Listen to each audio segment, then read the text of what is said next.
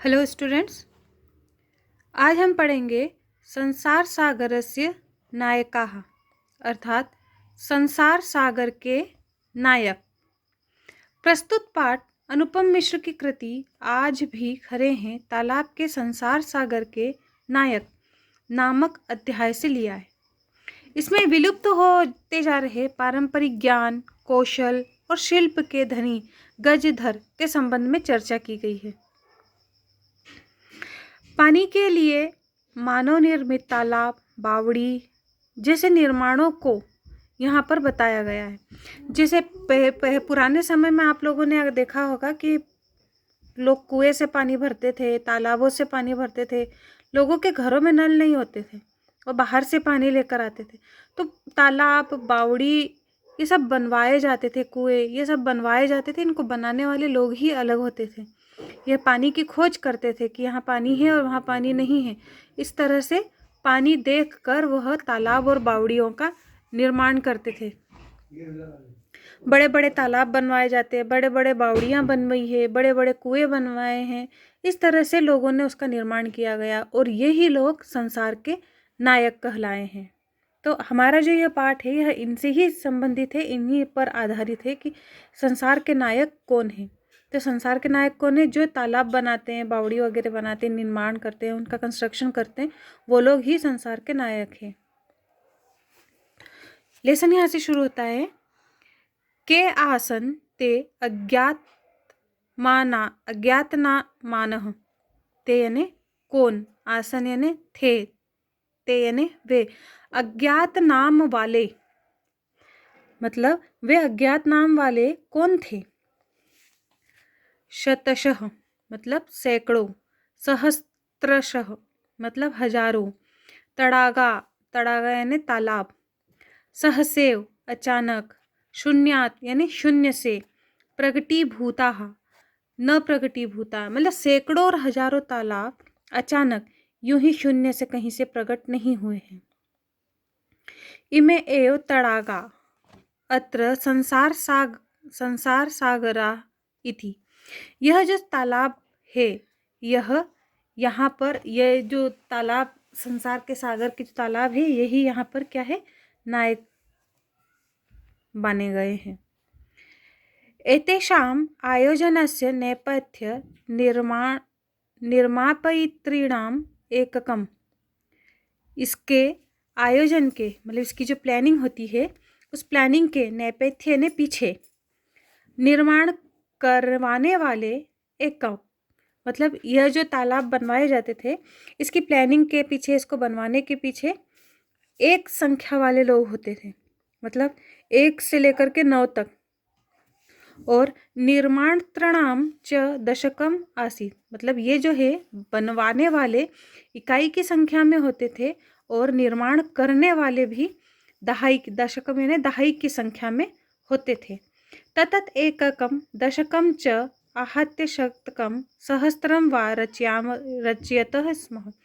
मतलब यह 1 की संख्या वाले और यह 10 की संख्या वाले, यह मिलकर सैकड़ों की संख्या बनाते थे और यह सैकड़ों की संख्या हजारों की संख्या में अपने आप फिर आगे बढ़ती जाती थी और लोग जुड़ते जाते थे। मतलब इस तरह से जुड़ के एक दूसरे के सहयोग से पूरे तालाबों का वहाँ पर निर्माण होता था। और यह केवल 1 गांव 2 गांवों में नहीं होता था, यह सभी जगह होता था, पूरे देश में होता था। परम विगतेषु 20 वर्षेषु नूतन पद्धत्या समाजेन यत्किंचित पठितम।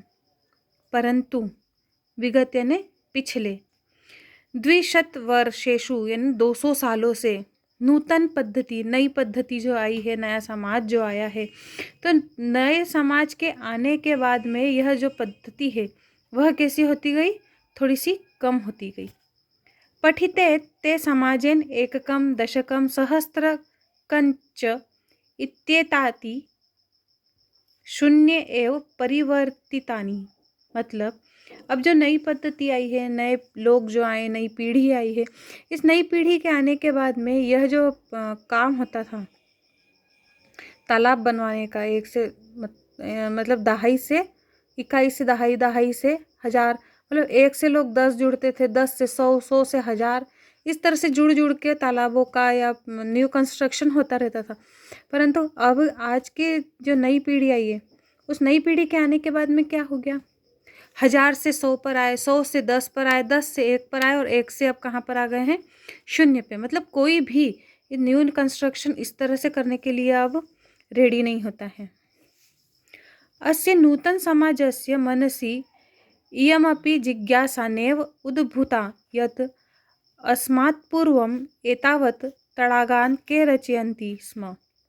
इस नई पीढ़ी के जो लोग होते हैं, अस्य मतलब यह, इस नूतन समाजस्य ने नया समाज के, नया समाज यानी नई पीढ़ी के, मन में, मनसी यानी मन में, भी जिज्ञासा, नए नूतन समाज और नए समाज के, नए पीढ़ी के जो लोग होते हैं, उनके मन में इस तरह की जिज्ञासा भी उत्पन्न नहीं होती है कि यह जो तालाब पूर्व में बनाए गए हैं वह किसके द्वारा रचित है और कैसे रचित है।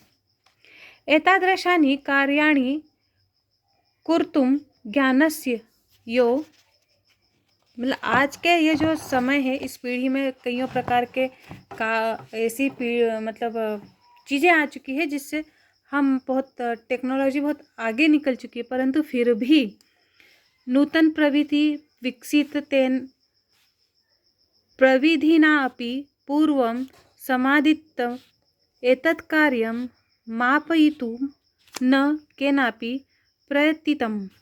मतलब न्यू टेक्नोलॉजीज आने के बाद में भी, नई प्रगति होने के बाद में भी, इतना विकसित होने के बाद में भी हम लोगों ने जो पूर्व में संपादित कार्य हैं, जो तालाब वगैरह, बावड़ी वगैरह बनी हुई है, पानी को स्टोरेज करने के लिए जो बने हुए थे, ये सब कैसे बनाए गए हैं, उनके नाप हम लोगों ने एक बार भी नहीं देखा है और नहीं सोचा है।